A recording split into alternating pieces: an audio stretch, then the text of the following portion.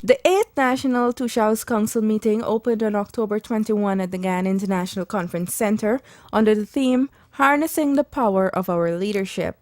Organized by the Amerindian Affairs Ministry, this annual event provides the ideal opportunity for Toshaos, village councillors, regional officials, and the cabinet to interface and address critical issues affecting hinterland communities. That our First Peoples have endured immense struggles in their quest to be recognized as our First Peoples, to be recognized as the true liberators of Guyana, to be recognized as the protectors of our environment and the biodiversity therein, to be recognized as the legacy of our cultural heritage and identity, and importantly, as equal citizens of our country, despite the best efforts of past regimes to marginalize, discriminate, and destroy them.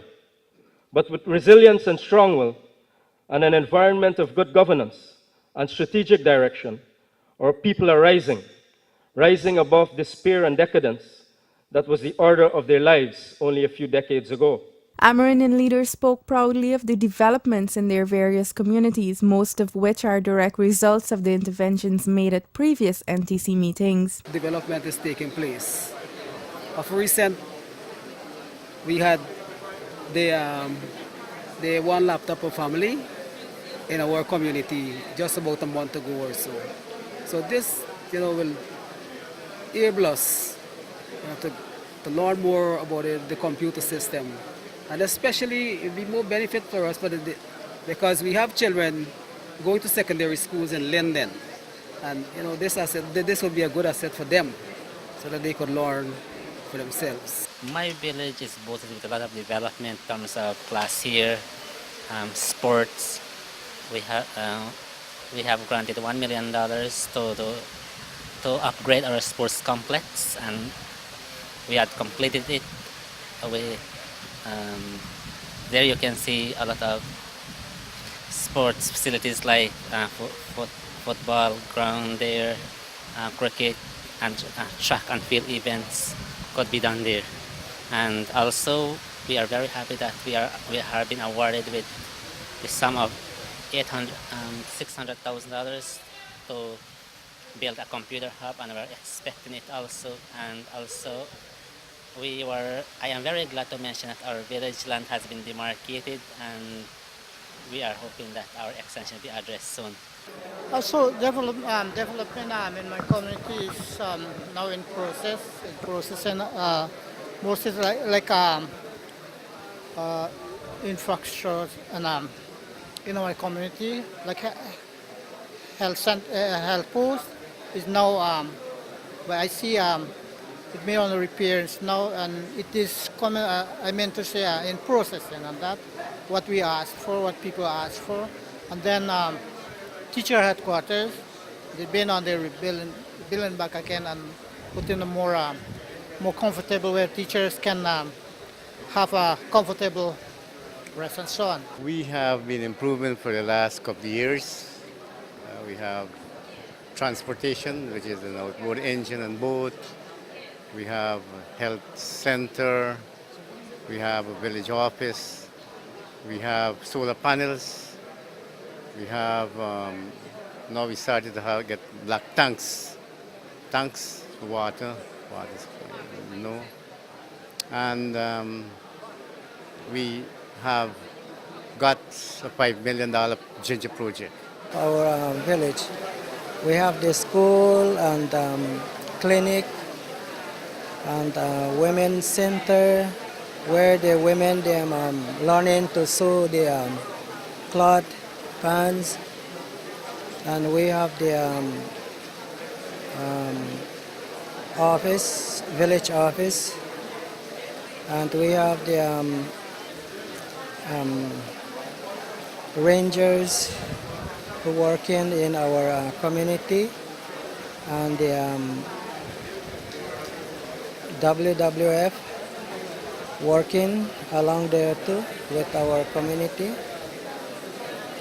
It coming little okay. The NTC meeting has proven to be extremely useful for both the government and communities.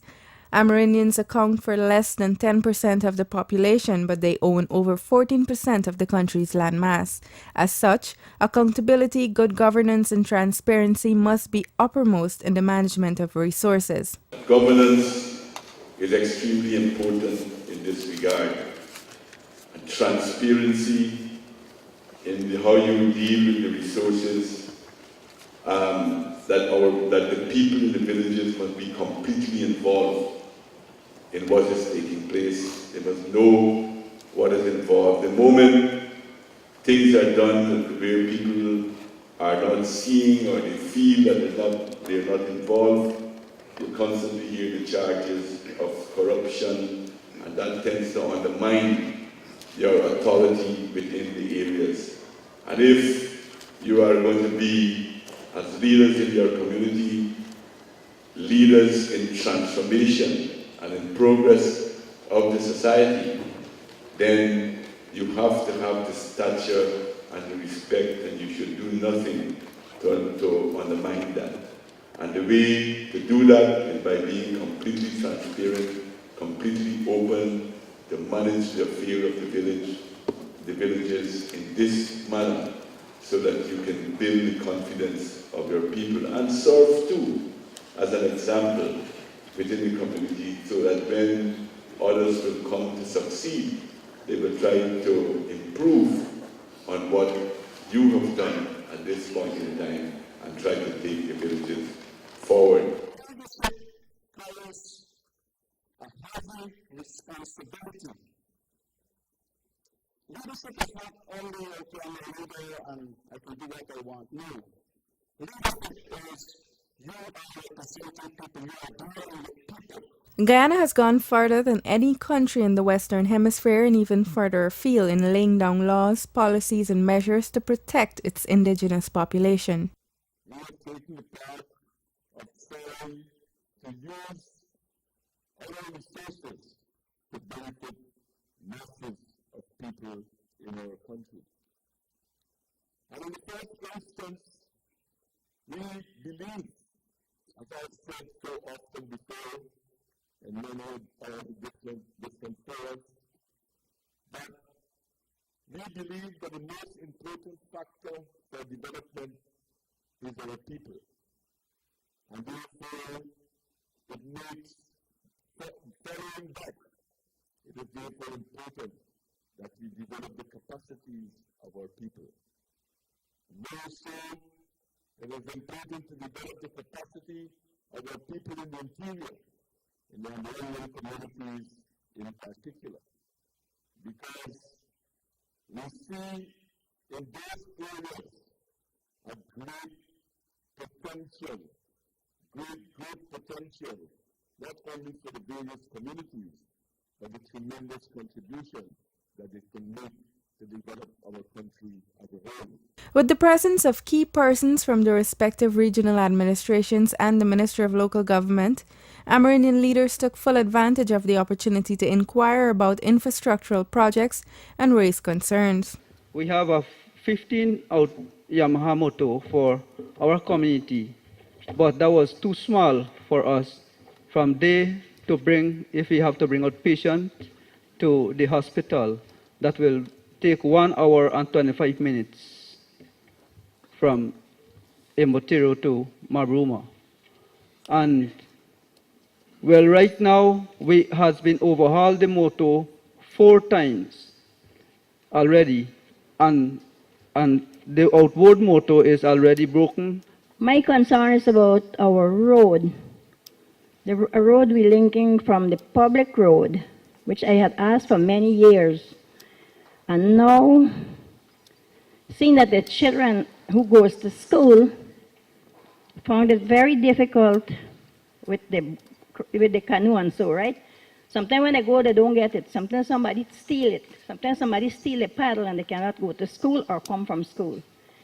So the resident in Kubrimo say that they will cut a road, a track then, from the main road to Kubrimo Hill, which they started from January. With no money, we use us to give them a meal every day, whenever they work. They used to work every day, but whenever they work, we give them meals. Well, now that we had a little grant, I had paid some workers. First day I got 12, 13 workers, second day 13, the third day 12, and they dropped to 10. I paid them $4,000 a day, which in the children getting the use of the road now, and the villagers getting the road to use now. That's like a minister they pay there. All the way. They could walk and go and walk and come, but the road did not complete. So I am asking now if we could get a little more help so as to complete the road. These are work in progress. For example, the Kobarima Hill Road. This is a work in progress. There's also mention about another road, in this case road transportation. We will be discussing with our RUs tomorrow. A lot of these requests that are being made are not requests that we can give you a broad answer right here now, okay? But we are committed to working with you to bring in improvements, and if those improvements mean fixing a road that needs to be fixed, well, we'll do that. Kobarima speak of roads. In Botero Creek, I'm happy to tell you that the 40 horsepower, the outboard engine that you've asked for a bigger outboard engine. I'm informed that that will be made available. Bosoro, you speak of transportation. I have noted it, but I'm sure that you will be the first to recognize that there are also other communities that have competing uses for transportation also. Education Minister Priya Manichan spoke at length of the importance of hinterland education to the overall development of the country and promised that within 5 years' time, education delivery to Amerindian communities will be significantly better.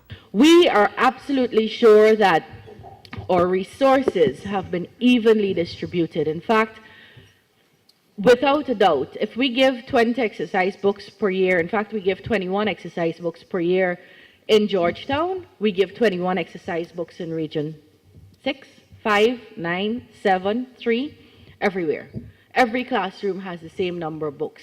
And when we give school snacks and hot meals, everybody, nursery to grade 2, gets that. And when we give chalk, everybody gets the same amount. And of course, recently you saw us in your communities bringing to you the government of Guyana's Because We Care $10,000 cash grant. Everybody gets that equally. If you have 10 children, you'll get $100,000 because each child is entitled to that cash grant. We want to get to a place in the next 5 years where we have increased the number of trained teachers in your community by at least 10%. Let me tell you where we were and where we are presently. In 94, we had 14% of your nursery teachers were trained. We now have 43% of your nursery teachers trained. In 94, only 23% of your primary school teachers were trained. You now have 51% of your primary school teachers trained.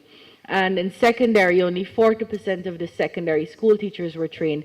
That has now climbed to 51%. We'd like to see this go higher over the next 5 years. Amerindian leaders also spoke highly of the government's Because We Care grant program. Thus far, hundreds of millions of dollars have already been distributed of the $2 billion allocation.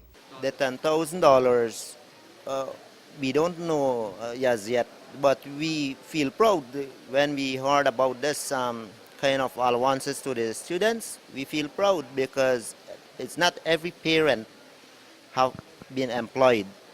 We are farmers over there, not in commercial but in subsistence farming, so parents agreed about that because they cannot afford to buy all the materials for their children when those attending schools. Well, that is very good because the children in the school has been, from my village actually, every children get the $10,000. And it is really a blessing because things what we cannot afford, they has already purchased. So that is very good for the children in our community. Well, I see this as a really beneficiary asset from government to the children of Santa Rosa I've known. I have 6 attending the primary school, and my wife has collected 60,000 for them. Housing Minister Irfan Ali broke the welcoming news of the U.S. $3.1 million sustainable housing program for hinterland communities to further improve the quality of life of the residents of several communities. We are going to add to this project in that in the new design, you will see us also installing solar system so that you can have electricity generated. We are going to get to every single community, and all of you will celebrate with us one day the achievement of housing unit in your communities.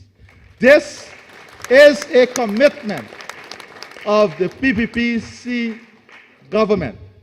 This is a commitment of this administration to you and your families, and we will follow this commitment as night follows day. The communities that are earmarked to benefit from this project include Whitewater, Haimacabra, Sibai, and Kamwat in Region 1, Katoka, Quatamang, Masara, Karasabai, Pataranao, Haiwa, Karadaranao, and Sand Creek in Region 9. Amerindian leaders were also brought up to speed on the challenges that the government is confronted with in the Parliament. In an era when we speak of governance, in an era when we speak of fairness and equity and justice, let us examine what the People's Progressive Party did on every occasion when it had a clear majority from 1992 to 2006. On every occasion, that majority was used to elect a speaker from the PPP, but invariably a deputy speaker from the opposition. Most of you would know that in the 9th Parliament, the speaker was a gentleman by the name of Ralph Ramkaran. Many of you know his name. And the deputy speaker was a lady called Clarissa Reel. Some of you may know her. She was a front bench opposition member of Parliament. We could easily have used our majority to elect a speaker and deputy speaker both from amongst our ranks. We used our comfortable majority, not a one-seat majority. We used our majority with a comfortable margin to ensure that both government and opposition were represented in the speaker and deputy, in the speakership and deputy speakership. And so, those who speak today about fairness and about justice and about inclusiveness, I say to them, look at your actions from the very first sitting of Parliament. And I say to them that those actions from that very first day, from day one as we would say, disclose the true nature of the political opposition with which we are dealing. Those who say that the PPP is not interested in inclusiveness and in participation, I say to them, examine how we used our majority. We didn't use our majority to say Clarissa Reel and no opposition person must be elected deputy speaker. There were many times that the opposition presided over the Parliament on the basis of a deputy speakership be elected with our majority from the opposition. And this is an instructive example because it discloses the true nature of politics in Guyana.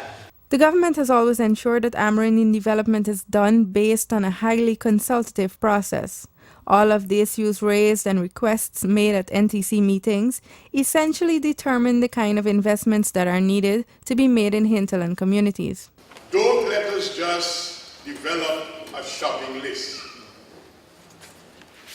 Let us approach our development process in our villages, ensuring that we do it in a dignified manner. There must be a partnership. Mining and land issues took center stage during the session with Natural Resources Minister Robert Persaud and key officials from agencies that fall under that sector. Mayor Wang was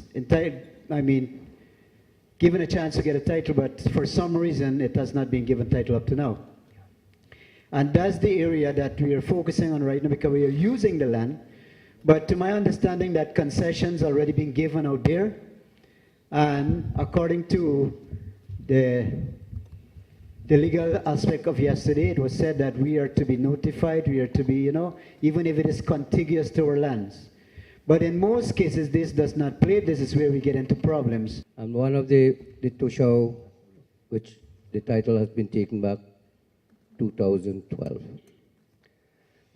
Up to today, I'm still looking forward for it. During this taken back, from then to now, they have a lot of mining permits, applications have been given out to the proposed area, and have been doing a great damage toward the same. We have 54 matters in the court as we speak right now. And a majority of those matters where we are dragged before the court, and this is only dealing with mining alone, we have other matters that concern forestry as well as land. Those 54 matters, a majority of those concern our action to protect your interests, where the other party feels aggrieved, goes to the court, and the hands of the GGMC are tied. That's the reality we face.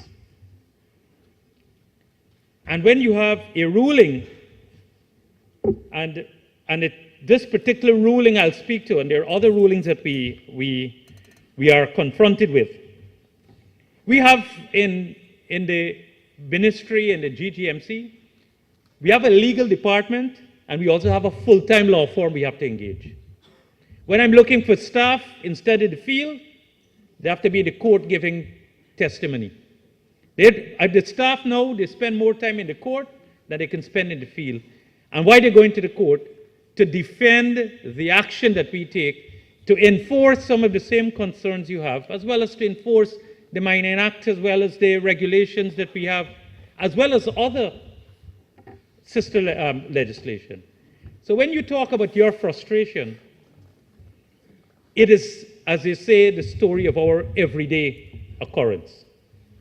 And sometimes the lack of awareness, and the chairman of the NTC sits on the GGMC board, and he will tell you some of the issues that come up there. And if give you a front row seat, it becomes a battle for us even to simply enforce. We would issue cease work order for illegal mining, bad practices, and we are taken to court, and that cease work order is set aside. And we have to appeal to that. Toshaos also heard from the Ministry of Health and high-level officials from the health sector of the strategies and plans that will be implemented in the hinterland to meet the MDGs. So the medical evacuation program is one that brings the MDGs, the Millennium Development Goals, with equity, not only one of Millennium Development Goals.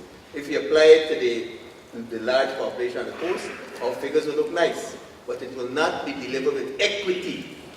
We want the Millennium Development Goals, especially in under 5 mortality, safe motherhood, to be delivered with equity. So those communities, which might be small, so if something goes wrong in those areas, the small figures don't change our figures much. We still want to reach to them, okay, Toshaos Pearson, we want to reach to them so every single Amerindian can be met. And we've done several things. For example, we believe in an evidence-based or an evidence-informed approach. We identified that malaria was a problem in the hinterland. Therefore, we made certain interventions. Mike might want to share these with you in the informal session, but I can mention, for example, the training of microscopists, the expansion of the malaria control program. I have here with me Dr. Rahama. Where is he? Oh, yes, at the back there. He is the vector control head, the vector control Toshaos down here in Georgetown, and his job is to spread and go and reach you. He has been given resources, for example, for nets, impregnated nets. We need to see how that's going and how it's being used effectively. And that has resulted in the stabilization and in some areas reduction in malaria.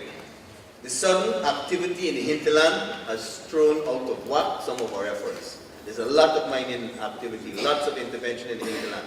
So while your ministry has been trying to catch up, please bear with us and understand an additional challenge. It's not if we did what we're doing now, 5 or 10 years ago, we would have been 100%. But now, because there's movements, our borders are porous, people are going to get rich. They're looking for their own El Dorado, as somebody said recently in description of another person. It's difficult to deal. I think somebody said it's dealing with people that is a problem. When you're going to get gold, you don't even give you the malaria tablet, and you put it in your pocket, you drink one, when the fever gone, you put it up for when the fever comes again. That is misuse or wrong use of the tablet. The Ministry of Health has little control of that. So we are hoping that our interventions are evidence-based. Amerindians stand to benefit tremendously from the US $35 million that Guyana will be receiving for climate services and continued low deforestation from the Kingdom of Norway. We felt happy about it. I felt happy because that will improve our community, the project, whatever is coming, will improve our village. Our development in our community will be shown. That's what we know. There's a very encouraging move, and I know with our land demarcation issues there, I think some of the monies will be used towards those kinds of projects in our communities, and it is a welcome benefit, and I want to really again thank the government for that kind of program that they are establishing. The LCDS program is a very good one, and sometimes as a leader, when I hear about logging concessions being given out, it kind of hurt me, because with this LCDS program is about conservation of our forests and so on. It hurts sometimes. But I know that there is a way of doing things in the forestry. There are set procedures, set principles to follow. And if all can follow that, then yes, we can sustainably use our forest resources for our development. On the final day of the NTC meeting, President Donald Ramotar handed over checks to Amerindian leaders from Warramadong, Yupukari, Santa Rosa, Kopinang, and Paramakatoy for the execution of income-generating and other projects, while minibuses, ATVs, tractors, and plows were handed over to several other villages. The president said that despite the political challenges, his government will continue to work in the interests of all Guyanese, particularly Amerindians. You can develop your own capacity, develop your own villages, develop your own communities, and in the process, you'll be making an important contribution to the development of our country. As the 4-day event came to a close, 200 Amerindian leaders endorsed a resolution which condemned the combined opposition and expressed support for the government's reinstatement of funds cut by the opposition. We, the National Toshaos Council, the truly elected representative of the Amerindian people of Guyana, hereby acknowledge: 1. The many challenges faced by the Amerindian people based on their geographical setting and disapproval of monies for the Amerindian development by the combined opposition. 2. The efforts made by the government of Guyana to address issues affecting Amerindian people. 3. Our frustration and disappointment of the disapproval of the Ministry of Amerindian Affairs Capital Budget 2014. Recalling our resolution on October 24, 2013, when we call on all political parties to fully recognize and respect our rights as the first people of this land, support the present and future Amerindian land titling programs which seek to address our outstanding land issues, knowing that Amerindian people of Guyana from time immemorial have occupied and served and conserved these lands, knowing that the Free Independence Agreement have made provision for the government to address Amerindian land rights, knowing that it is the duty of all political parties to foster Amerindian development, considering that the Memorandum of Understanding between the Government of Guyana and the Kingdom of Norway, which recognize Amerindians as owners of their land. Recognizing that the Guyana Low Carbon Development Strategy emphasizes the importance of protecting Amerindian land rights. Recognizing the fact that the Amerindian Development Fund supports the following: 1. Amerindian development, including the youth entrepreneurial and apprenticeship program. 2. Annual presidential grant which is used to boost village economies. We hereby affirm and resolve on this 1st of November 2014, 1. We call on the Ministry of Natural Resources and the Environment to stop granting concession and prospecting and mining permits license within Amerindian title and proposed title land. We call on the government of Guyana to honor their obligation by implementing the Amerindian land titling program in a cohesive manner and treat same as a priority of public interest. We call on any organization who oppose the aforementioned statement to recognize Article 149G enshrined in the Constitution of the Republic of Guyana. 4, we call on the combined opposition to respect our rights as citizens of Guyana and to stop disapproving all parts of the national budget that address Amerindian development. We fully condemn the tabling of the no confidence motion against the government by the combined opposition in the National Assembly.